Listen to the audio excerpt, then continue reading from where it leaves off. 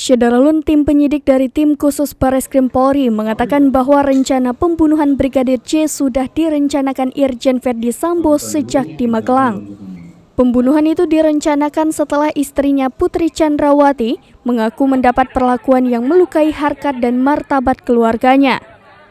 Diketahui bahwa 1 jam sebelum Brigadir J dieksekusi, Irjen Ferdy dan istrinya melakukan komunikasi di rumah pribadi.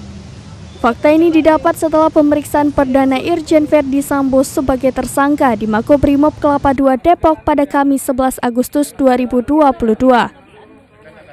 Direktur Tindak Pidana Umum atau Dirtipidum Bareskrim Polri, Brigjen Andi Rian Jayadi pun memberikan penjelasan. Saat pemeriksaan, tersangka Ferdy Sambo mengungkapkan bahwa niat pembunuhan terhadap Brigadir J sudah direncanakan saat keluarga berada di Magelang.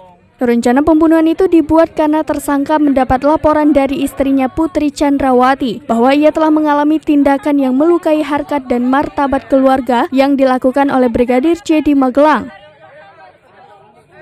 Atas laporan tersebut, tersangka FS menjadi marah dan emosi. Sementara itu, Komisi Nasional Hak Asasi Manusia atau Komnas HAM telah memeriksa keterangan Irjen Ferdy Sambo terkait pembunuhan kepada Brigadir J pada Jumat 12 Agustus. Pada pemeriksaan itu, Irjen Sambo mengakui ada peristiwa yang terjadi saat di Magelang, Jawa Tengah. Namun Komnas HAM tidak merinci peristiwa apa yang terjadi.